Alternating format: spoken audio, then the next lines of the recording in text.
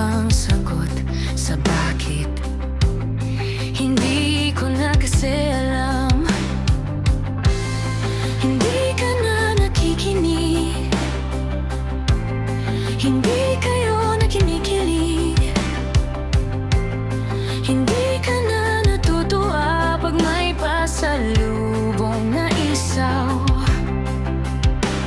Nagbago na ang lahat sa'yo. Nagbago na ang lahat, pati ang tayo. Na bago na yung tingin, yung ngiti, ang iyong nararamdaman. Ang gusto ko lang naman ay agapin mo ako, kahit hindi na totoo. Maintindihan naman kita kung saan ka na, kung saan ka sasaya. Huwag kang mag-alala, okay lang ako.